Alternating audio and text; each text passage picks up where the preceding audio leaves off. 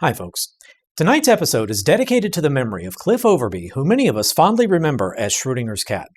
Gone but not forgotten, Cliff's work continues to serve as an inspiration for many of us both in and out of the Frauditor Watch community.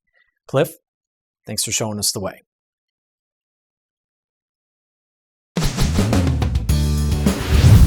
Coming up, have you ever seen something that made you go, what's up with that?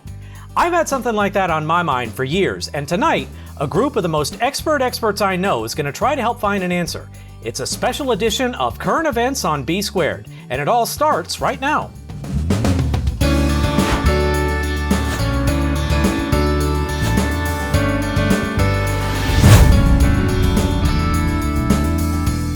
Greetings and welcome, and thanks for tuning in. I'm Brandon Bridges, and this is B Squared. Today's show is going to be a good one, and that's because I'm going to talk less than usual. And I'm pausing to let the audience finish cheering. Go on, I hear it. We'll get to the good part in just a minute, but first things first. Nobody ever came up with the right answer for our trivia question, which was, for the last week or so, I've ended just about everything I've posted with the phrase, don't miss it, don't even be late. Without turning to Google, can you name the 1945 movie or its 1962 remake that used that lyric in its opening song? The correct answer is the film State Fair, a musical made in 1945 and directed by Walter Lang. The film's opening song, appropriately enough titled Our State Fair, had Don't Miss It, Don't Even Be Late as a recurring lyric, and I'm sure I'm not the only one that initially misheard it as Don't Miss It, Don't Even Delay. The remake, which came 17 years later, was also a musical and was directed by Jose Lang and had an updated version of the same song with the same lyrics for its opening. How about that? Turns out Hollywood's been remaking its own movies for a lot longer than we thought. So with that out of the way, let's get to what you came for. So since the first time I came across the channel of the late great Schrodinger's cat, I've been fascinated by the subject of Frauditors and Sovcits. The idea that there were segments of the population that basically rejected the conventions that the rest of us take for granted and just go their own way. I mean, at first I really thought it was a parody. No joke. Then I saw more of Schrodinger's content, and I started coming across other channels that were saying the same thing, so newsflash, it's real. And then I saw a couple of Sovcit videos from Southern Pines and realized that, hey, not only is it real, but this craziness is practically next door. Talk about a rude awakening. Now the thing is, a lot of the videos and live streams I watch, and I watch a lot of them, and if you've ever seen a super chat that included some form of screw Flanders, yeah, that's me. All these pieces of content just seem to take the behavior of these people for granted. Like, we always know that First Amendment auditors are going to misread Poster 7, stick their cameras in people's faces, and say, I'm an independent journalist working on a story, which is never true, but they say it anyway. And we also know that every single Sovcit that gets stopped is going to do two things. One, I'm not driving, I'm traveling.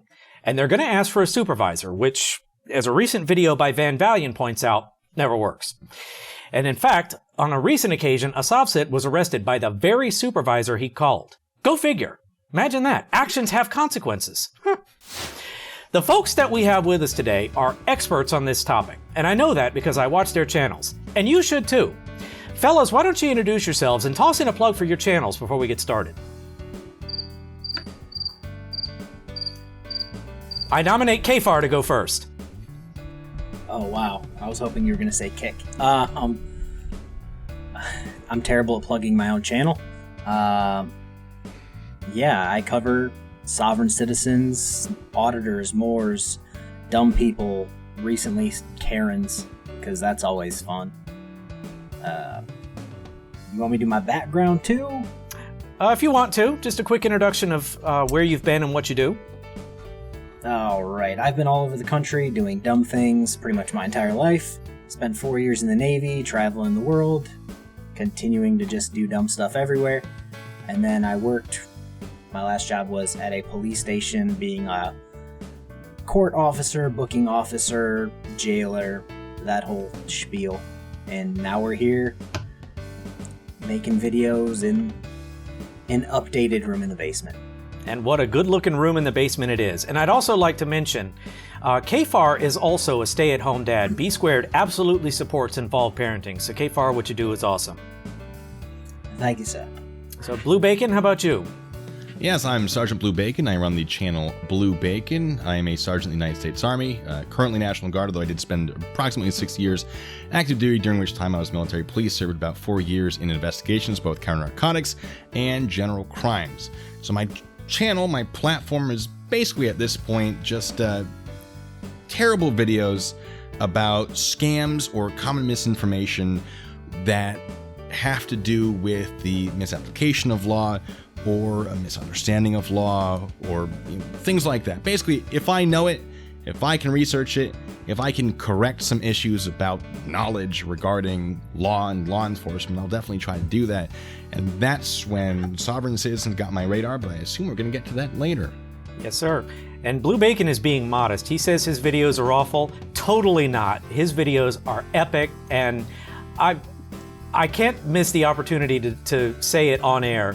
Blue Bacon has about the most epic technical setup that I have ever seen. And of late, his latest toy is he's got a voice activated system that can actually flip coins for him. And the inaugural stream where this was demonstrated, he even did some nifty callbacks to Star Trek IV. Hello, computer. So it's true. Now, it doesn't physically flip coins yet. It just plays the audio. But I do have a solenoid. We're gonna try to make that happen. Just fling coins at me from either on the desk, maybe straight at my face. We don't know yet. It will be interesting. That's how Skynet happened. Yeah. Well, it promises to be interesting either way, so we will definitely be on the lookout for that. Now, thank you for being here. Kick, how about you? Hey, I'm keeping it criminal. I go by Kick. Started my channel a little over a year and a half ago after binge watching prison documentaries and falling asleep to them. And when one day I got suggested to watch this Auditor thing, these police got owned. And I realized that the title was extremely misleading.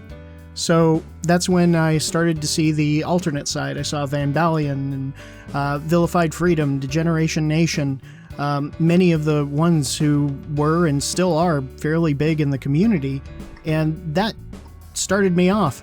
I originally wanted to do this as an educational channel, which follows the criminal justice degree that I've just completed, but that didn't really get me a lot of views.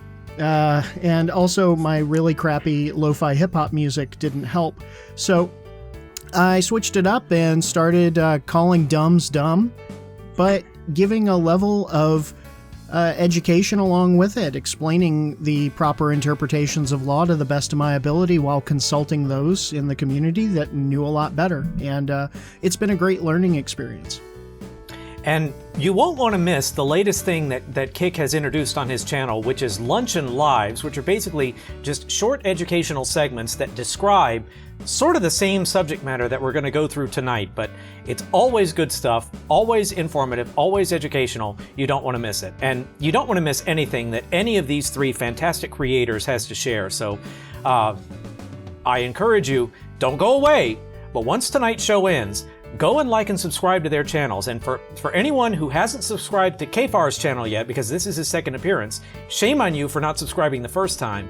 Go and subscribe to his channel, like right now. Well, not now, after the show ends. That's what I meant. Kick, you've always had good stuff, and may we also say congratulations on your degree. And Blue Bacon, before I forget, since I didn't say it a minute ago, because that's what happens when you get to be my age, you start to lose your memory. Thank you for your service. Oh, shucks. Thanks for appreciating it. Yeah. So we are very fortunate to have these three gentlemen with us. So with that, let's get into the fun stuff. So like I said earlier, at this point, we all just kind of take Sovcit and Frauditor bad behavior for granted. Like, we all just know it's coming. So our part of the act is just to point and laugh at stupid. But like I said, since the very first video of Schrodinger's that I saw, some of the things that these people do just strikes me as just out there.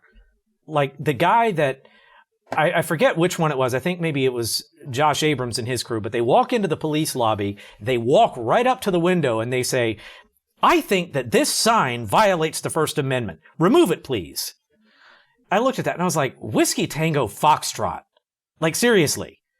So, with that, what what do you guys have to say about these people? Well, I have a thing to say. I don't believe Josh Abrams is a sovereign citizen. I think that there is a fine line and slight overlap between auditors and sovereign citizens, but I have not seen anything specifically that would indicate he is one. Sovereign citizens have, or generally have, pretty specific arguments that relate to historically taxes and driving and traveling. The whole First Amendment thing, that violates the First Amendment. At best, I would say maybe constitutionalist, and there is also overlap between constitutionalists and sovereign citizens in some places. But it's a similar mindset, but not technically the same thing. And that makes a good amount of sense. We've talked a little bit about what Sovcits and frauditors actually are, but I think for benefit of my audience who is fairly new to the topic, it might be a smart idea if we gave them a quick primer on what each one is. And Blue Bacon, that was a good summation of a good primer. But why don't we dive into that real quick and just give my viewers a primer of what these people are. I'll be happy to help answer part of that. The late great Schrodinger's cat, as you put it, had a fantastic way of describing sovereign citizens, First Amendment auditors, and Moorish Americans, along with Karens now, in that they are all part of a Venn diagram with a certain degree of overlap. And the longer that time runs, the closer that overlap gets. Now, when it comes to First Amendment auditors, we can take a look at them and say, these are people who, how do I put it? Have you ever seen that meme where Will Smith is in classroom with, oh goodness, what is it? His stepbrother, or his half-brother from Fresh Prince of Bel-Air. They're in class, and his brother, Alfonso Ribeiro, makes a statement. It confuses everybody, and Will Smith says, you know, he's got the heart, but he's completely wrong, or something to that effect. You know, he's got the right idea. He's just a little dumb, you know? Mm-hmm. And that's how I see First Amendment auditors, is they have this idea, this ideal that in society we should live by a more simplistic rule, it seems, that being of the Constitution alone. That things are a little bit more, how do you put it? Maybe just a little more simplistic in our First Amendment. The fact that you can say whatever you want, wherever you want, that it doesn't have all of these caveats that come through with statutes and codes, public fora, as Blue Bacon is very well versed in. And they will argue this not just for First Amendment rights, but you'll see them go for a Second Amendment audit where they walk around armed with a weapon in places where you generally wouldn't see somebody walking with a weapon to test, and I'm doing air quotes here, test officer knowledge of the Constitution and their laws. And then, of course, you've got Fourth Amendment rights that they will claim when they are detained and being patted down under Terry v. Ohio for Terry frisking. And this, you'll see the overlap in that the constitutionality of these First Amendment auditors will go towards sovereign citizens and Moors in that they focus very heavily on the Constitution as well.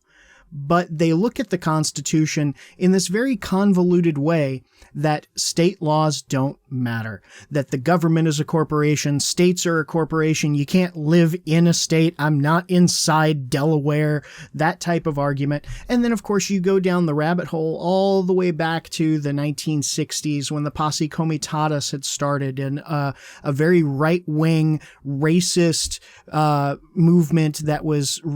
not to say that religions are bad or anything, but it was definitely religiously motivated by the pastor that started it, and it was ultimately an anti-tax movement. So their focus is not so much on working against law enforcement and things like that, but more so against the government. They're paper terrorists. These are people who will file vexatious litigation and lawsuits with this idea that the government's hiding gold under their name. Imagine that. Yeah. Now, if you wouldn't mind, could I add a little to that? Because he brought up some really good points. Yeah, absolutely. With First Amendment auditors, so you do have the whole thing like, oh, it's really complex and it shouldn't be. It's a very good point, because a lot of them are like, oh, the First Amendment shouldn't be this complex, and then take it a step further and say, and therefore it isn't. It shouldn't be enforced that way. Instead of trying to actually change that and adjust that, they go out and they test what they believe it is, when in reality, they haven't actually made any of those changes, and then get upset when they get called out or caught. And then they go, oh, corruption, because it's not the way that I think it is, despite having no actual knowledge about how it is. And I originally, when I first started doing my thing, tried to reach out to them and say, no, this is how it works. And the vast majority rejected that information. A few didn't. And there are some great auditors out there, and a correct audit, fantastic. If you're doing it correctly, I have no problems with that. As long as you're not like getting in people's faces and making a fool of yourself, not an issue when it comes to the First Amendment. Generally, not always, but generally, yes, you do have the right to film in public. The problem is, when this whole movement kind of started 4 or 5 years ago, I think it really started to pick up steam, there were legitimate concerns. There were issues where people were filming police. They were out of the way. They weren't bothering anybody by just documenting what the police were doing, and then they'd get arrested. And that sort of became a call to action to be like, hold on a second, the First Amendment not only protects the freedom of press, which to be the press under the First Amendment, you really kind of only need a message to deliver it to an audience, and that audience to receive it. Additionally, you have the right to petition the government for redress of grievances. And since police officers are essentially agents of the government, you should be able to film them and get some of their information, at least enough to identify them, for that grievance. And the documentation of what is leading to that grievance that you're petitioning for should be valid and protected. So there was a legitimate movement, and there are some legitimate things that were fixed initially, but then that ran out. And some people had discovered they can make money doing this, because there is a large group of people on the internet that want to see police get yelled at. And so there are a lot of channels out there that start, and they immediately get a ton of subscribers because people just want to see police get yelled at. Not because they're right, but that's what people want. So there's money there, which means that, okay, once you've run out of legitimate things, if you want to keep that money, you have to create them. And you have to sometimes create pretty extreme things to get that money. Furry Potato, we brought her up already. She started off pretty good. She is no longer pretty good. She is a problem. She is going to get herself, I say hurt, she already has. She's been shot once. I don't think that was necessarily her fault. That's a whole different conversation. But it has escalated to this point where the auditing community is an enormous problem. Auditing is okay, but the community is rejecting information to sustain this sort of money machine. And that's where they're at. And I think the point that you just made about there being a profit-seeking element to this is an important one. But before I dive into that, I want to clarify something that Kik said a minute ago. He rightly brought up that some Sovcits and frauditors engage in vexatious litigation, but I want to make the distinction, since we talked about that on a recent episode with Artie, that not all vexatious litigants are Sovcits or frauditors, and vice versa. Not all of them do it. So it's where you hear one, the other one is not necessarily implied. And I felt like it was important to make that distinction. But to the profit-seeking element, Blue Bacon, certainly. And as you say that, the first thing that comes to my mind, because I think we all think about Headphone Boy right now, is that guy with the indestructible trifold. And I made a comment, I think maybe it was on when you were on, Kfar, that I think that individual would I don't even want to say his name, would be, I don't want to say harmless, but would be less harmful if it weren't for the fact that he has this thing that he's selling and profiting from. And Blue Bacon, when you went through that, it took you what, a half hour to debunk everything there? It took me 5 minutes. It took me longer to say it, but when I looked at it, it took me 5 minutes to be like, that is not right. That is not right. If I'm actually reading out all the reasons it's wrong, yes, it takes longer, but it's Anyone can check this and go, that's not a Supreme Court case. That never left the state. That's not what this case. Oh, you think you can't have your vehicle searched unless there's alcohol in it? Absolutely not. What a ridiculous interpretation of that case. That's absurd, right? Any analysis of that case is going to point you in a completely different direction. This man has no actual experience doing any of this. He's running a scam. He's been running it for years. This is at least Mark II, right? He targeted the more fringe left the first time. They caught him. There were a lot of communities. The fringe left is generally a lot stronger community-wise. They started bumping heads and communicating with each other and saying, hold on, this doesn't add up. Does this add up to you? Can you check this? He got caught. He then fled to the fringe right, where there isn't as much of a community, because it's harder to catch him because people are individuals. And that is where you find the sovereign citizens usually, because they're off on their own. They don't have a group necessarily to pull them back to earth and say, hey, that's not how this works. They want to be individuals. A lot of the mentality, because I'll just transition right into this temporarily. The mentality is, I live on my own. I do my own thing. I am self-sufficient, or I want to pretend to be. Therefore, the government should not be involved in my life. Oh, look, here are ways that I can stop that from happening. And that's the mentality that the person we're talking about is pursuing, because in regards to this particular thing, they are more scammable. And it sounds like a good way to maybe sum up both halves of this problem, for lack of a better term, would be, we say that any idea, any ideology, any concept can be okay by itself until you take it to an extreme. And I think based on Blue Bacon, what you and Kick said, this is an ideology that's been taken way past its logical extreme and is just out there. Oh yeah, and I can detail that for you if you want. I can just imagine. Kfar, you've been awfully silent. Do you have anything to add? Yeah, in the words of every supervisor in the military that I've had, I'm going to piggyback off of Blue Bacon and Kick here for a second. AAR that comment here. I'm going to need you to submit that opinion with a properly notated DD 2062, sir. What do you do from the front line rest troop? So, Kick brought it up through the amendments that they always bring up the Constitution, and if you've checked anybody's comment section, I'm there. They go as far as the 10th Amendment, and then they just go, yeah, we're just going to skip that one, and then they move on to the next one. And then Blue Bacon brought this up with how they just kind of keep pushing and pushing for views.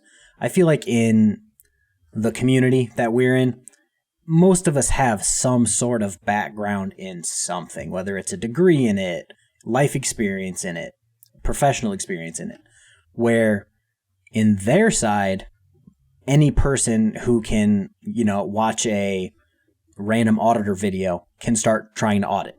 And because it's so easy and there's no professional qualifications to be an auditor, the population is just so high. You'll find auditors covering other auditors that have like 10 subscribers. You may have heard me chuckling just a second ago. Kfar, I wasn't laughing at what you said, but just the fact that when you said that there are no professional qualifications to be an auditor, that's a good thing, because 99% of the auditors that we see are unemployed, if not unemployable. Yes, and they've made themselves unemployable, so it kind of goes on further. Yeah. I don't know what it is. So they've pushed themselves to the point where they are unemployable, and to keep their revenue stream going and to make themselves kind of stick out in the crowd, they're doing more and more and more, as I call fuck shit, because that's all they got left. Don't hold back. Tell us what you really think. Got a case of the dry eyes.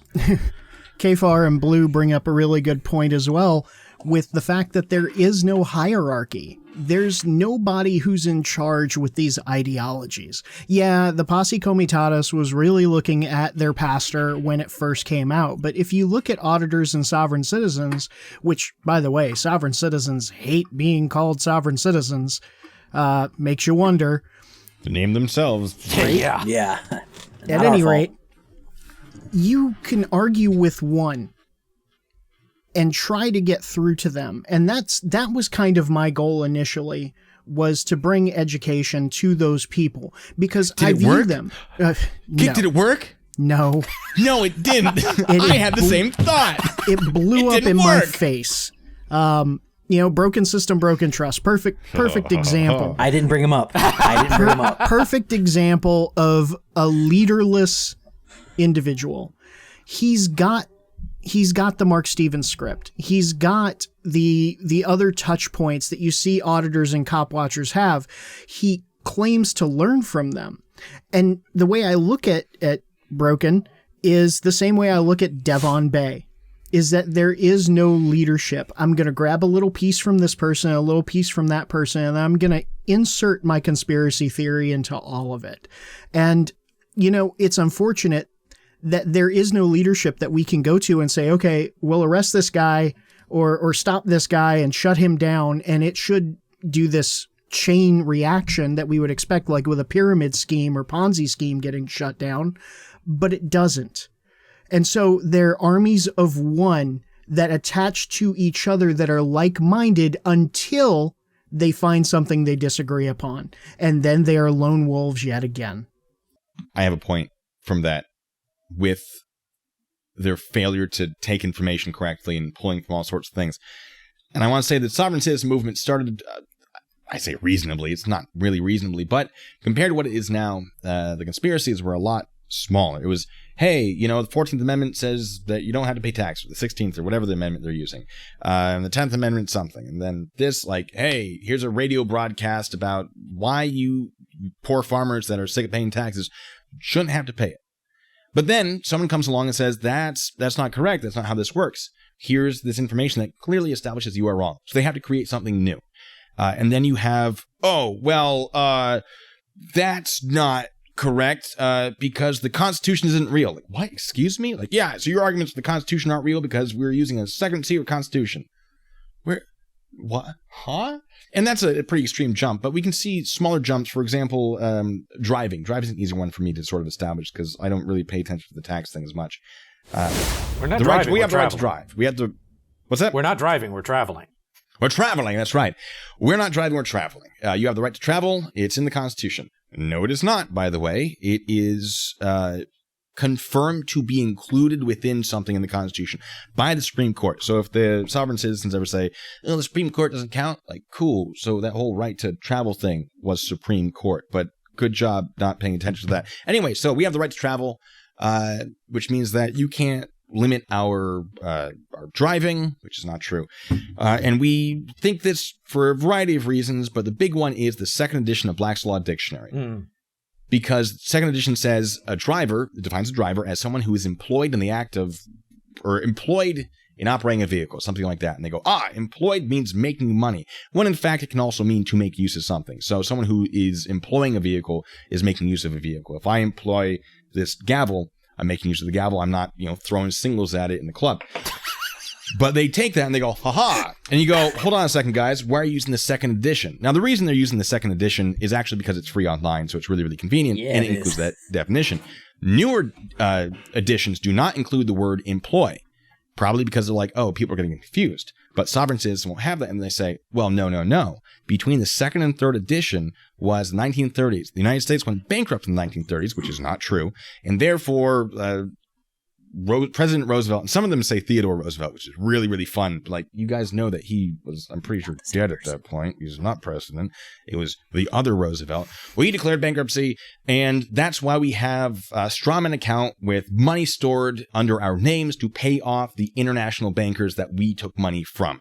That's where strawmen come from. And so just because you prove them wrong about the second edition, boom, now we have strawmen. Oh, this isn't holding up in court. That's because the courtroom's not a real courtroom. There's fringe on the American flag. And as we know, that makes it not the American flag. So you apply admiralty law. They don't know what admiralty law is. But there's a law of the flag, which is more of a general rule, international treaty thing, which means that if you're flying a flag in international waters, then the vessel that you're on is, falls under the laws of that nation. And therefore, the court is symbolically a vessel in international waters, which does not make sense. and they're using a secret constitution. And this is the flag that represents that second secret constitution, despite a couple facts. 1, no, there isn't. 2, the thing that they say creates the second secret constitution, all it does is establish the creation of the District of Columbia per what is allowed by the Constitution. That's it. The thing that they cite doesn't even exist in that document, but they don't care. Additionally, when they start saying, second secret constitution, you can track all these laws back to the original Constitution. So that doesn't make sense either. But you say that that's wrong, and it'll come up with, what is it, that the letter theory that becomes math, that becomes nonsense grammar? Quantum grammar, I think is what it is. Grammar. And it just... Syntax. Yes, quantum syntax. Yes, probably. And you prove that little thing wrong, and it just orders of magnitude up. And because people would be like, I'm not wrong. I haven't been wrong these 20 years. So you're wrong, and here's why. Conspiracy. And it escalates like that. I don't even remember what we were talking about when I started this conversation or this topic, but there you go. Let me piggyback on that real quick again. All right, troops, gather around. That's what we're going to do. We're just going to all ride each other's backs on this one. Piggyback it. Yeah, so Blue Bacon brought it up how, one person quoted something wrong, and now all these new people that are coming up are like, oh, well, I don't have an education on actual things, but I saw this one YouTube video one time, and this guy, he's been doing it for a while, and he seems pretty smart. I'm just going to take his word for it. And now all of them are going to the YouTube law school for all their information. So it's just a waterfall of constantly being wrong about things. That's an invocation of... I'll think of it in a second. That's Dunning-Kruger, isn't it? Very close. It falls along those lines for sure. Yeah. I mean, we're not psychologists, but well, I like to play one on the internet. You haven't seen my degrees. I haven't earned that one yet. Anyway, the ideals that Blue had just brought up, the way that it breaks down from this almost step down, it is a very intellectual thing. It's very intellectual when you get to that quantum syntax, right? I took a math course that was actually a philosophy course back when I was working on my associate's degree. And the reason that it fit into math is that as you break down an argument, you replace the argument pieces with letters and math symbols. And so when I went back just recently to read my my final paper, which was on reductio ad absurdum, or reducing an argument to the absurd, my paper was reducing the argument of the absurd to the absurd. And so I tried to read that thing. I don't even understand it now. It makes no sense to me if I try to read that paper. But, I mean, I passed, and I got a good grade on it, so it must have meant something to the professor. But it takes a certain level of intellectualism to get to that level. And yes, some of these people are smart. Let's be real. Their actions might be dumb, but you have to be pretty intelligent to get to that level.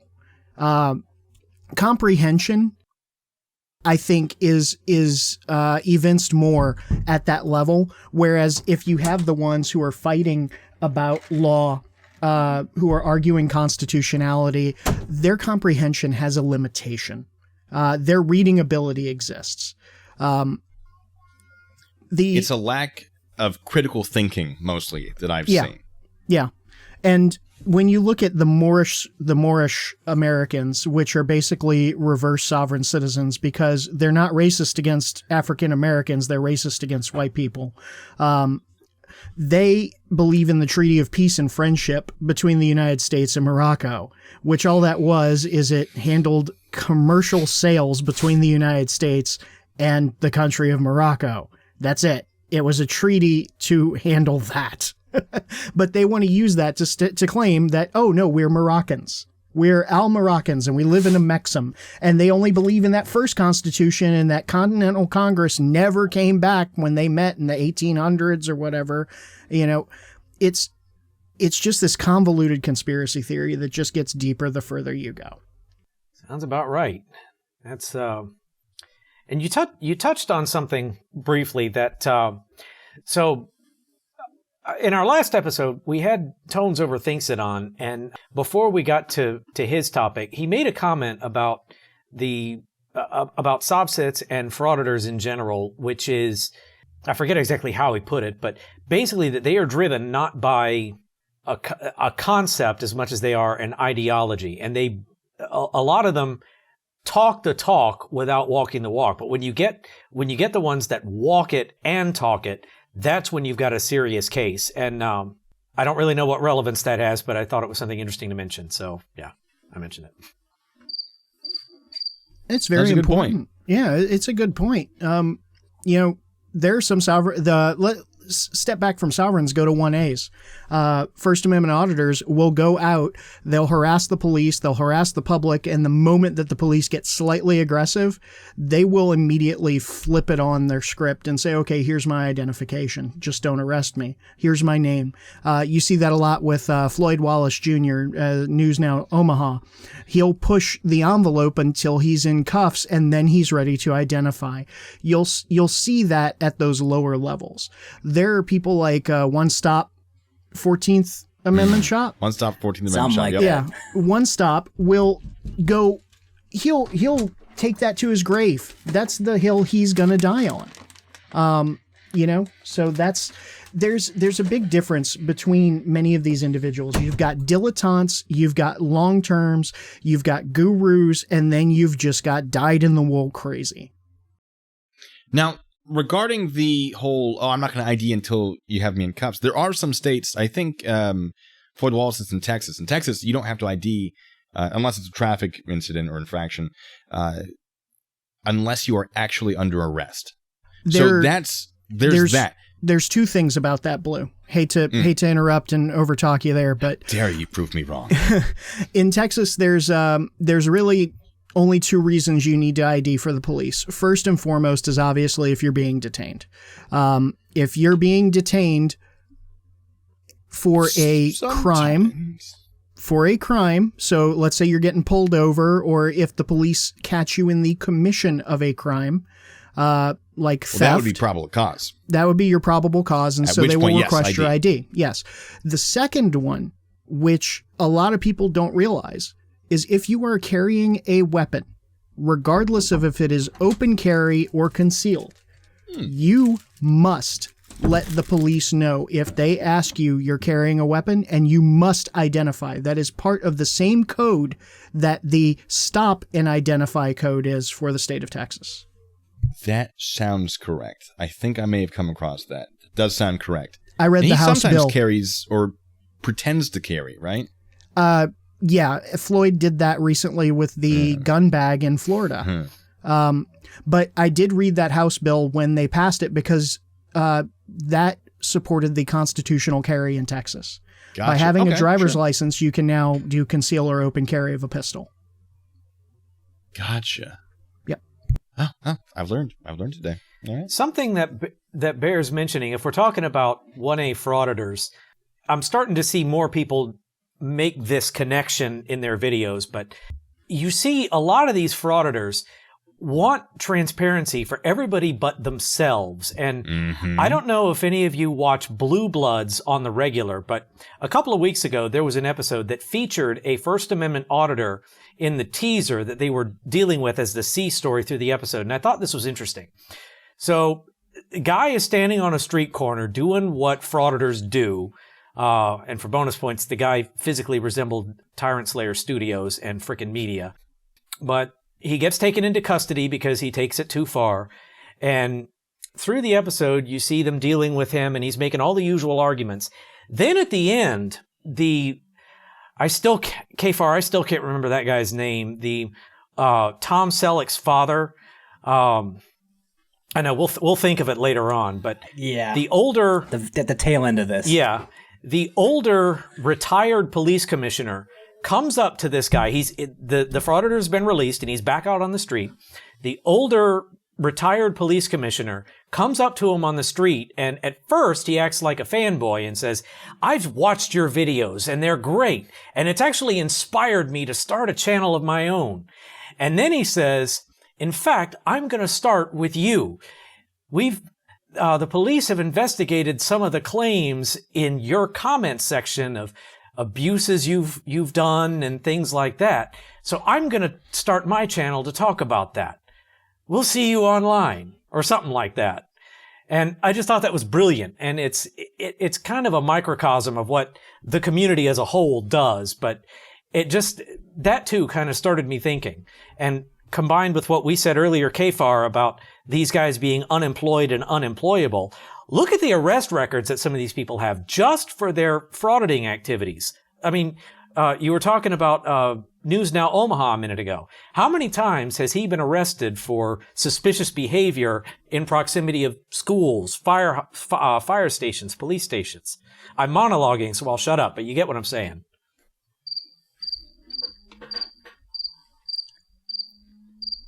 Yeah, I know it's a lot, just from the videos that we've all put out. I looked and then I saw Blue Bacon look, and I'm just like, That's the fun of being an avatar, is that I don't have to look at anybody else. I can make it awkward for them. No, you're 100% right. You know, when you look at the criminal history of a lot of these people, be them sovereign citizens or First Amendment auditors, it's a very important piece of information, not just because, okay, now they are unemployable based on their, not life socially choices. Acceptable behavior and their poor life choices, but it's also the catalyst for why a lot of them get into this. I hate to keep bringing him up, but Broken System, Broken Trust got into all of this because of his hate for the police. And that stemmed from a traffic stop. He had drugs and drug paraphernalia in the car. And from then on, he even said it himself on his Facebook page. This is what got me into cop watching. Now, what he failed to give out on that same article on his Facebook page was the truth, which is he copped to the pipe. He knew that the person had drugs on them. He knew he was going to a drug house. And so this mixed with his other than honorable discharge. Wait, what was that for? What was that discharge for? Well, he claims that it was for getting pulled over for a DUI. But gosh, doesn't he also claim something else? I also heard that it had to deal with maybe he was doing a little meth. So you think that maybe he has a history of using drugs? It could very well be. And no. With those arguments against what he perceives to be an entity that has some level of control over him, he now seeks to gain control back. And he did time. He did 6 years for domestic violence. So don't you think that there are quite a few things in these people's backgrounds that would lead them to believe this? They're hurt, so they want to hurt somebody else. They're hurt and they don't know why they hurt. That's really what it is. And to face inwards is one of the most harmful things they feel they can do to themselves. And the thing is, I'm glad you phrased it that way. Because while you were describing that, I'm remembering that recent video. I forget who did it, but it was when it was showing Broken System, Broken Trust getting pulled over for yet another traffic stop and getting the car that was not his towed, but he kept going back to, I can drive. I have this document from the court that says I can drive. When in fact, he showed us a close-up of it, or we saw a close-up of it, and it said nothing of the kind. Or maybe it said it in the fine print. But Blue Bacon, was that yours? I think we all covered that. Yeah, he doesn't have a license. He failed to renew his license. Because he's like, sovereign citizen nonsense. I don't need one. Traveling. Like, you sure about that? Because you've been wrong about a lot of stuff. I feel like you should get it checked, but that's fine. So he got pulled over, and they're like, you don't have a license, so we're going to have to tow this vehicle because you can't drive it away, and policy is that we can't bring anyone else to the stop to take it from you. That's just our policy. Sucks. Sorry, I don't know what to tell you. And he had that piece of paper, which was basically like, look, you had a failure to appear to this court hearing. There was a hold on your license. because of that. If there had been a license, there would have been a hold. Here in Washington, they actually generate a brand new license if you don't have one to put that hold on. Maybe they did the same thing there in, I believe, Michigan. Not sure. But they put that hold on for the failure to appear. The failure to appear was dealt with. And so they removed that hold. And he's like, there, see, my license is valid again, despite the fact at the bottom it says, if you don't have a valid license, you still cannot drive, right? Releasing this hold doesn't change that if your license is not valid for another reason. And his license is not valid. And to my knowledge, he still has not renewed it, despite appearing to continue to drive. I'm not sure about that. I can't speak for that at the moment. I've been busy dealing with other people on the internet. But yeah, no, he's got some stuff coming up, I think, to address his errors in law. And I hope he learns. I doubt he will. No, and it certainly would be, if he did mend his ways, it would not be in character for him, because we've seen that pattern often enough, and we see that's actually kind of another behavioral pattern that we see among a lot of these frauditors. So, two that I can immediately recall recently had their channels. One was shut down. Another one was, I want to say it was demonetized or partially shut down. Something. All the videos were made private. And then, like the game of whack-a-mole, they pop back up not that long after. And I look at that and it's like, if I were engaging in a course of conduct that led to that kind of action being taken against me, I might just want to change my ways, but it just doesn't look like it's happening. And I'm, as far as the guy that you've been working on, Blue Bacon, all I can say is anytime you want to share a clip of that individual screaming at someone trying to vacuum and saying they're interfering with transparency, everyone would be happy to see it. That is like the best clip I have ever seen of him or anybody else. It's so good. Jock sock. Yeah. Hashtag jocksock. They were. He has a couple books he's written or co-written or something or been involved in. I kind of want to get him just to be like, what were you like? I mean, they can't be that expensive on Amazon. Let's be real. If they're even on Amazon. People are probably on Facebook Marketplace giving them away. And they're still not anymore. He's a celebrity now. Now, if they're giving them away, they're still overcharging for them. There you go. Right. Absolutely. I will pay to get it off. No, you pay. I don't know how buying things works. Never mind. Forget that. What am I saying? It's not the No, but 24th century yet. auditors. We still have money. That's right. It's not there yet. Regarding the auditors, though, and how they don't change the ways, it's a mentality of you don't agree with me, and therefore you're the enemy, therefore anything you say is wrong, and any association with a group that disagrees with me makes you the enemy, and therefore anything you say is wrong. And they'll use that. So with, I guess I'll be the one to bring up broken trust again. When we first started sort of creating content about his issues, the goal was to cause him to seek guidance and help within his own community, because he was very new to this, and we thought, this guy has issues. This guy has more issues than just, I don't know, law. It's also personality, emotional, a whole bunch of stuff. He has a history of poor choices. If he gets the internet, if he gets big on the internet, and this was mostly coming from me. This was mostly my idea and why my motivation for it. If he gets big, no one's going to be able to help him, because we can't really change minds over the internet. They won't. They'll just turn away to somebody else. But if they have a community of people that are like, yeah, you're doing great, hon. That's their community. People close to them, their family, are no longer going to be able to help, because the person they're trying to help will just say, go away, real people in my real life. I've got these guys. And you see that with all of these groups, is they will create or join a community and become very reliant and dependent on that community and reject the people in their lives. You cannot, it's a very cult thing. You cannot deprogram someone over the internet. Well, I mean, I guess you could, but good luck. It kind of has to be in person, and they have to trust you, and they have to generally care about you in some way.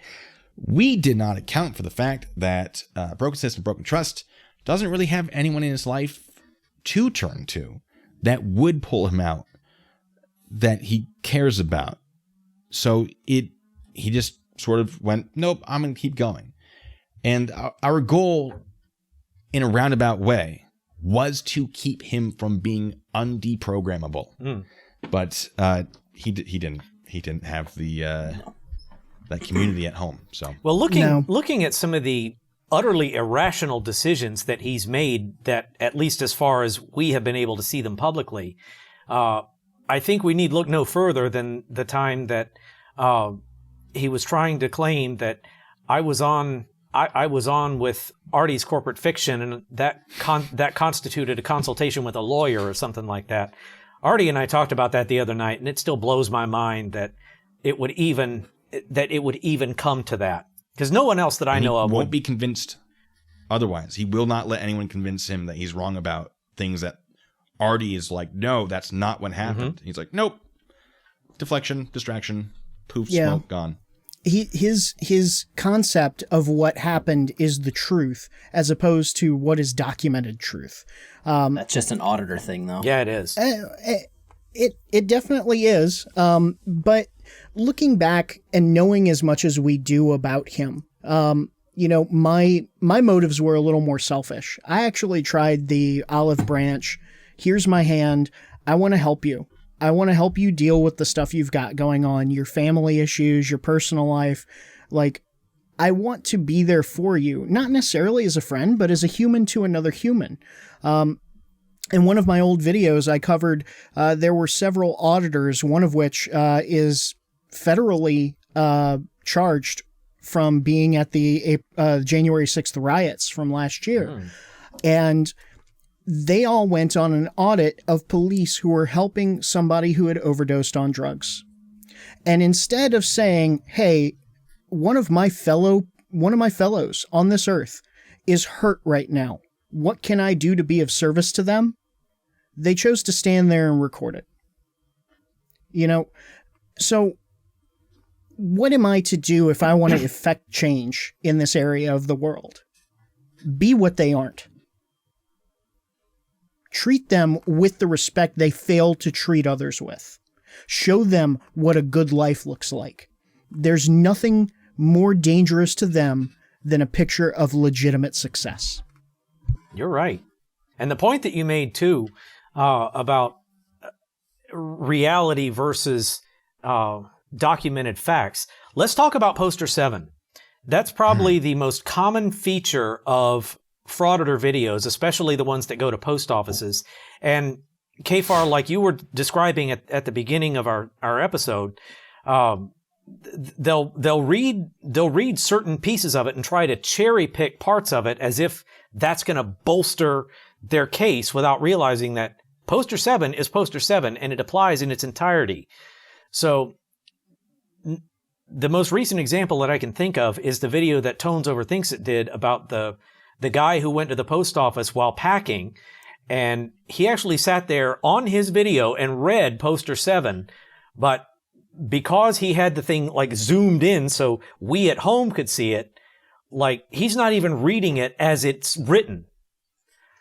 And every time I see that, it's like these people cannot confront rules that tell them there are limits to what they can do. I mean, what do you guys think? So I know I've covered it a lot. Just some people in the post office have, I can't say it, I think Blue Bacon can kind of vouch for this. Like, the military will have you do trainings, and you might never actually read those trainings, but somebody somewhere said, oh yeah, Farrar did the training. In my head, that's what happens at the post office, where the auditor will say, oh, well, Poster 7, and the person that they're saying it to seems to have no idea what Poster 7 is. But then if they walk into a post office, the guy isn't even the postmaster, he just happens to be the guy that's in charge that day, is automatically like, Poster 7 says this, get out. But it kind of seems like a lack of training from the post office. They're getting better. In general. Yeah, they are getting better. Yeah, they're getting a lot better. But yeah, Auditing America and his beautiful life partner, Fake Mike Real News, okay. They went in and they read the first sentence and then just stopped saying anything. And it's just like, well, that's not that paragraph, bud. Read the whole thing. Well, there's more even than that. And to go back to some of your recent content, Kfar, I forget which one it was, but the guy that was wandering around the courthouse and wound up in the law library, not once, but twice, he was in rooms that had signs that said, "You cannot record in this room," which he recorded from inside the rooms. And again, I look at stuff like that and it's like, explain to me the thought process that leads to that. That was a good old KFAR Shorts, and it takes a little part of my soul every time I do that intro, so hopefully people enjoy that. Yeah, it was News Now Ninja who made a stink at the beginning of the video. I literally just cut to the end because that was the good part. Yeah, he just created a stink the entire time. And well, of course, he doesn't look like he bathes. Yeah. Shockingly, that the old guy came at him, regardless of bathing or not. And he comes in and they're always like, "Oh, don't touch me, don't touch me." But then when they get touched, they just run. And he didn't even want to like nut up to an old man and be like, "Oh, this is why I can do this. This is why I can do this." He just kept saying, "Don't touch me." And he backed himself into a corner. And it's just like, I feel like personally, I know they might feel different. I feel like they're entitled to things because they don't actually know how the real world works. Where they're like, "Oh, I see that sign. You see me see that sign. But forget that sign. I'm going to keep it moving." Like, that sign does not apply to me whatsoever. And that seemed to be his attitude. Like, I'm just going to do what I want to do. Yeah. And that's the other thing, too. In a lot of videos that I've seen over the last 6 months or so, it seems like an emerging trend is they'll say, I don't want to interact with you. I want to go and do what I'm doing, or something like that. Like, basically, I don't want to listen to you. I just want to go off and do whatever I want to do and screw the rules. Well, I think it's a cop-out line that they're using, because they're called to the carpet so frequently by other creators and by us for harassing and provoking a response.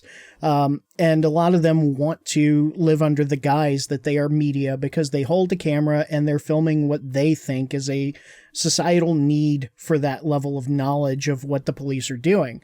But by them saying, no, I don't want to interact with you, or no, I never contacted you, why are you contacting me? That's them trying to save face and push that same narrative. The way I see it, and the way that it looks to be for legitimate media and for their ethics, is the story is not about you. If you're there reporting on the story, you're reporting on other people that are involved. You are not getting involved. The only time media really gets involved with police or judges and things like that is if they call and request and schedule an interview, if they obtain a level of permission within the bounds of either law or code or policy of that location, right? And also, it's kind of a nice thing to do. You know, I don't go to my neighbor's house and start swimming in his pool just because he's my neighbor and we're chill. Right? I'm gonna call him and say, "Hey, bro, do you mind if I go and hang out in the pool for a while?" You know, it's just common courtesy. And that's because you respect boundaries. And that too is another problem that I think a lot of these people have. They don't know what the proper boundaries are in polite society, or they just don't respect them, or they don't want to respect them. Well, of course. I mean, you know, Meatwad always wants to go and swim in Carl's pool, and he'll ask. But Carl will tell him, "Get the hell out of my pool." You know, that's what I feel like. Master Shake, if any of y'all watch Aqua Teen Hunger Force, Master Shake is like a First Amendment auditor.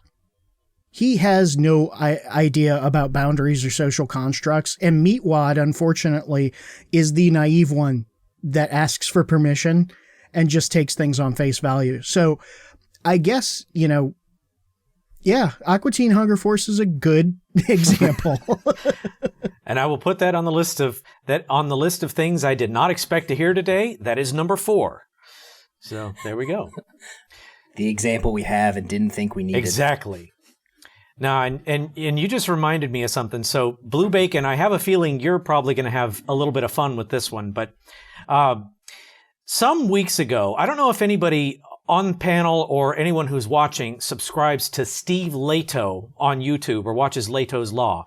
But some weeks ago, he put out a video that described a situation that had happened at a fair the short version is someone showed up at this fair wearing a shirt that said F the police in very large letters. Reality ensued when the police were called, and this is where things get interesting. The owners and operators of the fair ordered his removal, and the police facilitated that. Now, my best recollection of how that case turned out is that the police did lose immunity in that case. I'd have to go back and double check that, so I may be mistaken. But in continuing to analyze that case, Steve made the comment that based on this man's own actions, were that to go to trial by jury, there was every reason to believe that the jury might look at the defendant and say, you brought this on yourself because you were instigating. And I'm starting to see that comment more often in Frauditor videos as well. But just as someone with law enforcement experience, Blue Bacon, I thought you might be able to comment on that. Now, I don't know that this individual was a frauditor or a Sovcit. Steve didn't say, and I don't think it was part of the story, but if I had to guess, I'd say if he wasn't a frauditor, he probably had leanings in that direction. Well, I pulled it up, and it looks like he was escorted out of the fair. I'm guessing it was a private fair. It was private. Well, it was open to the public, but it was technically privately owned. There are some arguments about, like, were they receiving grants from the county? You know, what does that change? How does that affect things? But he was escorted out. The problem with this appears to be that he was arrested for his actions after he was removed. So the removal, I would say, if it's private, perfectly valid. Let's see. It was not arrested at the time. Several hours later, police were called to escort him from the fairground building for another matter, and he cursed them out while being led to the exit. He was arrested and charged with disorderly conduct and obstructing official business. Charges were dropped. Now, the obstruction, that might apply. I mean, you could charge him with obstruction if he's like, I'm not going with you. Don't take me.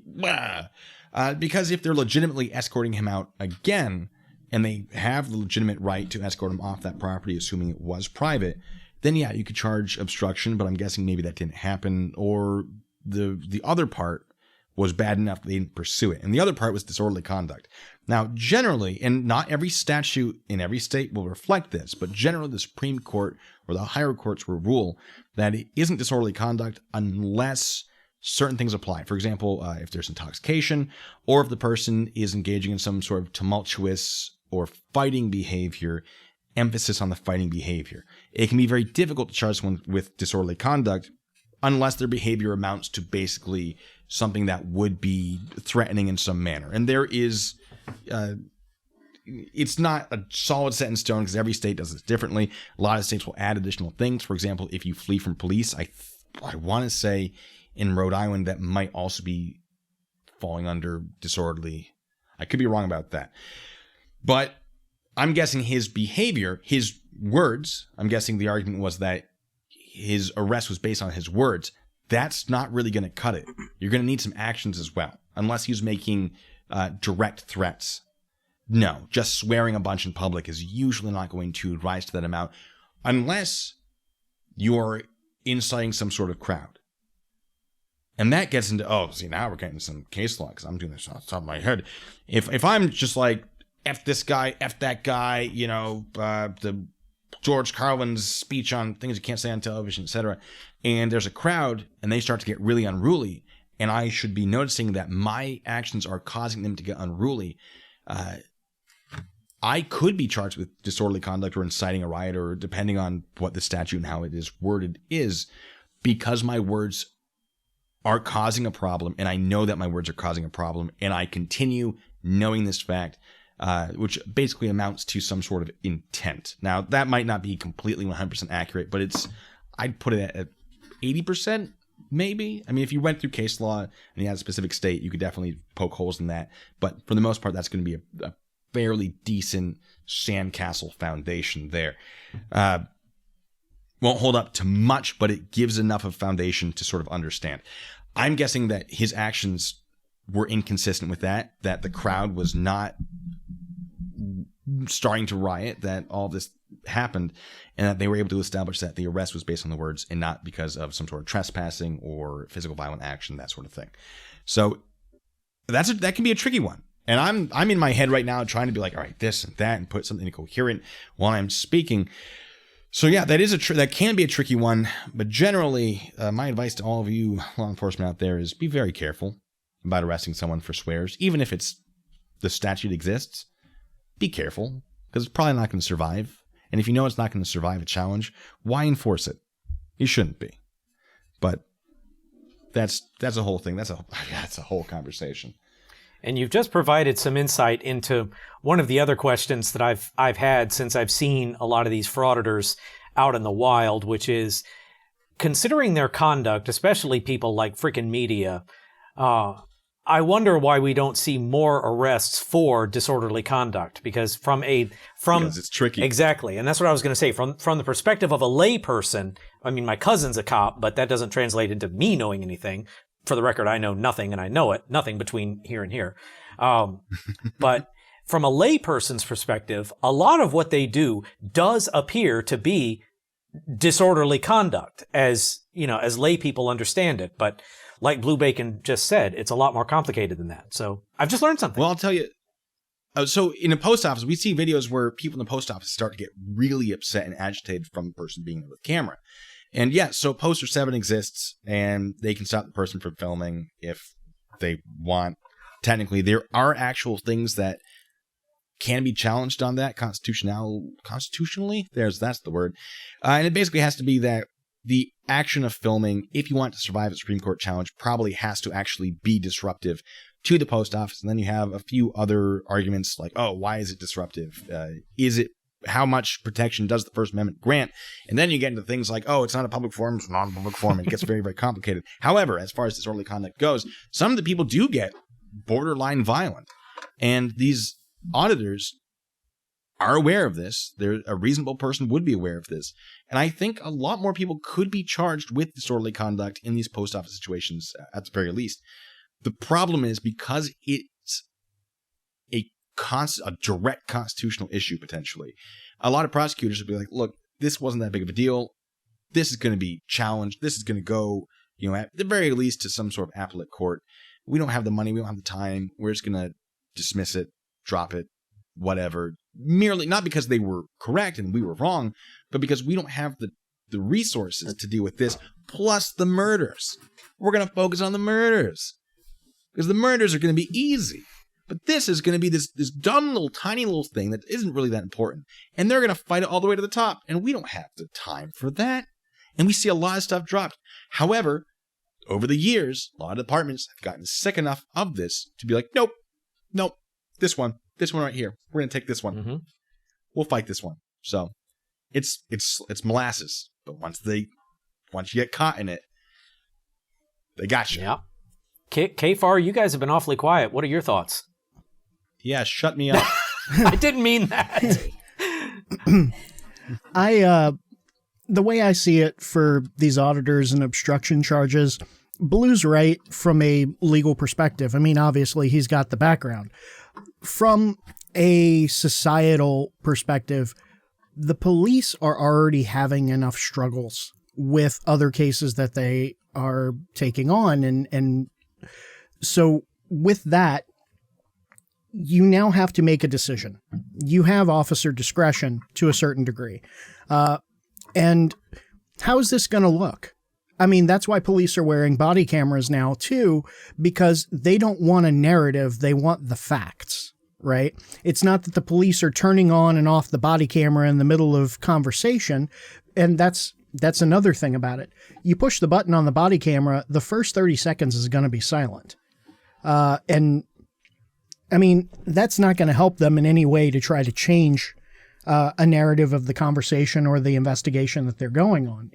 If anything, it'll hurt them because, yeah, they're missing data and it doesn't follow protocol. But, take Floyd Wallace Jr., for example. Floyd is African American. He was in Florida.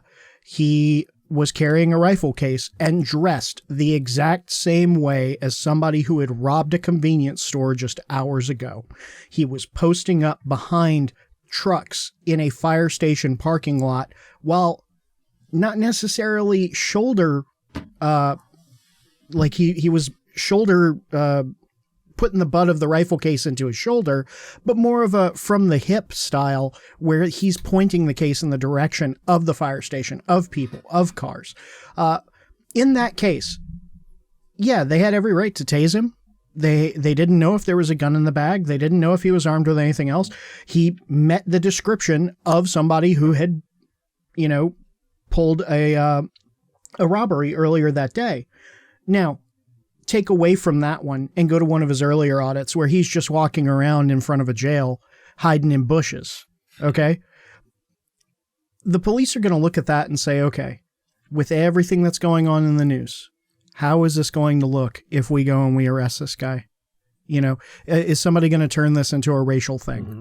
And if we try to charge him with obstruction, that's why Floyd does these sidewalk audits, because if he went into a post office and did a post office audit, they'd trespass him first. And if he didn't leave, then they could get him on obstruction and trespass. Mm-hmm. So Floyd has that level of understanding. And I think that's where the post office or the fair in your earlier example would be a good opportunity for obstruction to stick, because if you're being trespassed and you fail to leave, you have now ignored a lawful order at that point. And so the obstruction could then stick. And a good related point to that, Kfar, I think when we had you on before and we were watching that video with the cop and the idiot guard at the IRS office, Blue Bacon, if you haven't seen that one, some free amusement for you.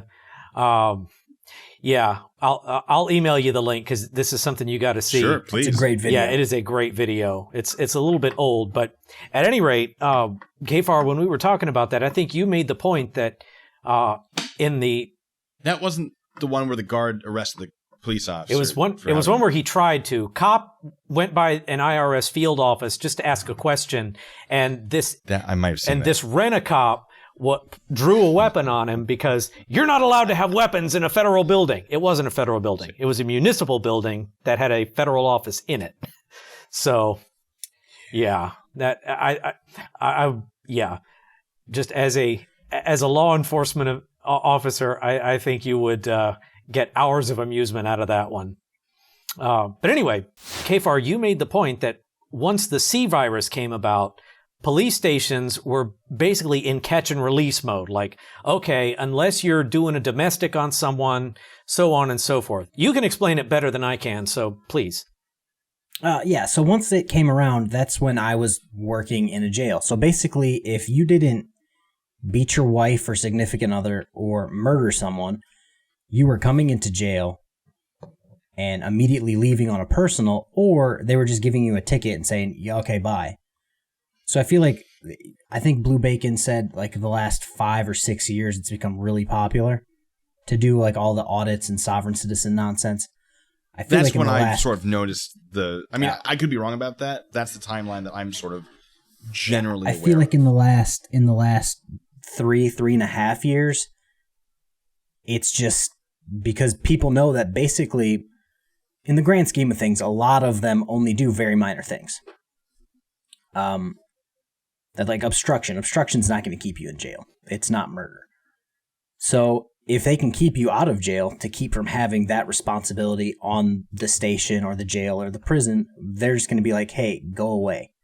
So I know a lot of officers at post offices, blah, blah, blah, they will give them every single opportunity in the world to just, hey, they don't want you here. Can you be a normal human and just kind of skedaddle?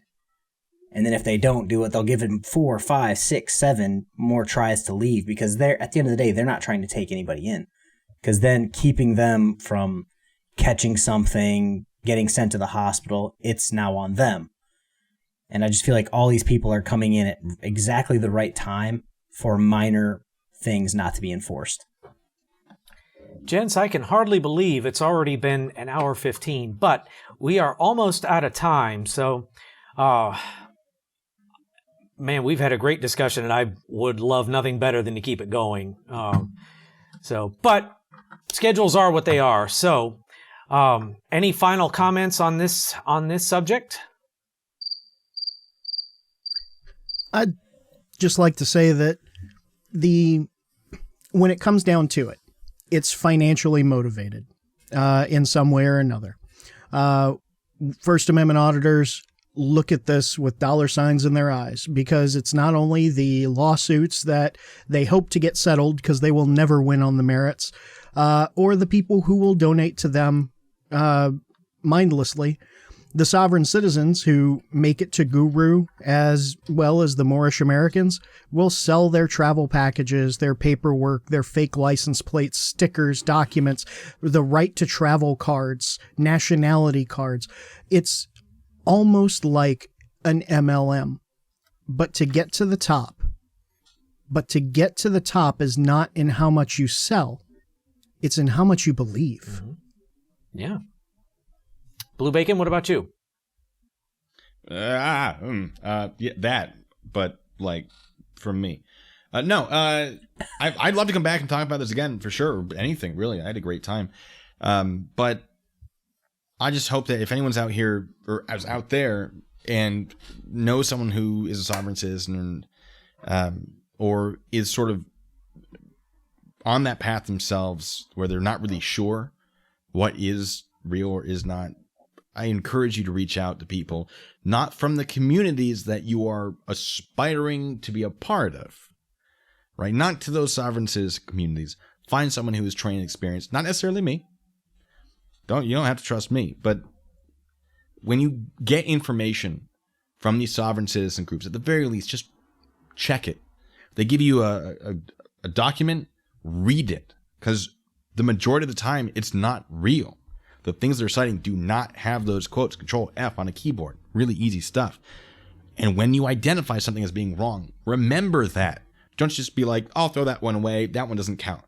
No, it counts. That's what they're trying to teach you.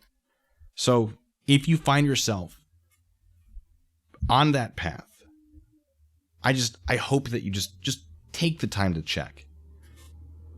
Good advice. Good advice for sure. Kfar, anything from you? Yeah, so I always preach intellectual honesty on my channel. If one of your gurus on YouTube posts a Supreme Court opinion and they only post 3 sentences, go, maybe I should look that up. I know several people have done it.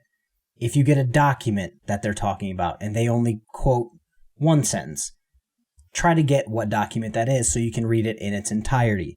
So you don't look like an ass when you're like, hey, this. And then somebody goes, this.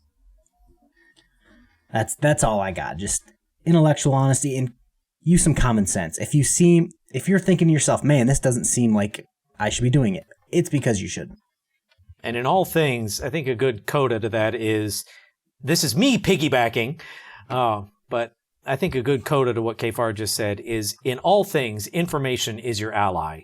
It sounds like a cheap slogan that we saw on Schoolhouse Rock in the 80s, but knowledge is power, and the more you know. So, educate yourself. Knowing is half the battle. Knowing is indeed half the battle. Gentlemen, thank you very much for being with us tonight. I can't tell you how grateful I am. And absolutely welcome back anytime. And I would love to do a second installment where we pick this back up. I'd love to come back whenever you would have me. Mm-hmm. I appreciate that. Yeah, I'm already on time number 2, so anytime you want me. Yeah, and keep an eye out, because just this afternoon, Kfar actually came up with a great idea for another episode that we could do. And so soon, we'll have Kfar back to share his experiences and insights from his time in the Navy. And oh, okay. Yeah, I did say that. What did you think I was going to say? I don't know. Oh, no. I was walking on the sidewalk when I said it, so I didn't remember. Blue Bacon, you might want to check your stores of apple juice, because it sounds like Kfar might have done a little cat burglaring. I walked across this country and stole it. Hey, stranger things have happened. Some of them on your channel, so you know. Kfar, there's that crazy guy that left the Statler and Waldorf comment on one of your videos. So, in a world where that can happen, Great. There's crazy people out there. And I should know because I'm the guy that left that comment. So there you go. So, all right, fellas. Well, great discussion tonight. And we will definitely have you back. We just got to get our schedules together. And so we will figure that out. More to follow. But in the meantime, what would you want to tell my viewers about your channels? And I would suggest the word like and subscribe be in your descriptions. Like and subscribe my channel, videos, all that good stuff. Thank you. And hit the little bell so when we do things, I also do that. It tells you. Also, watch my videos and enjoy them and comment and share them because the algorithm is hungry and you must feed it. And come back and watch more videos afterwards.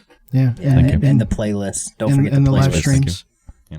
Recommend to your friends. Yes. Yeah. Buy a billboard, advertise us. Love us. Get a little biplane with a thing behind it. Skywriting. Go nuts. That was about the best set of channel plugs I have ever heard. It's like that, that ad that has the Microsoft Paint thing on that LED screen that says, "We need graphic designer." That is the most effective. It looks silly, but it's the most effective graphic designer ad I've ever seen.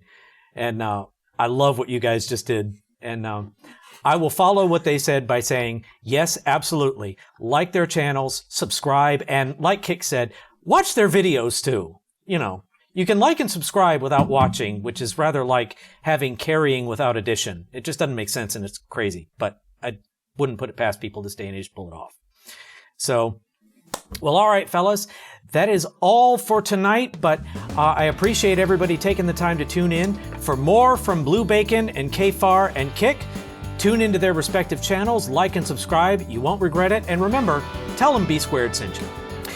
Until next time, this is Brandon Bridges reminding you the best way to be is B Squared. We'll see you next time. Bye-bye, everybody.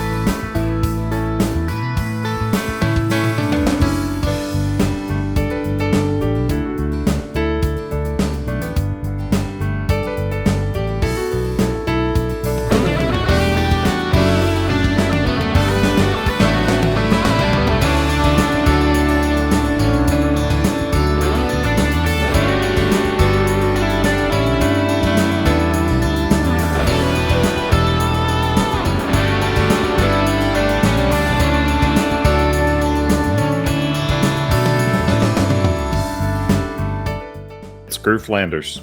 Stupid, sexy Flanders. It's like I'm wearing nothing at all.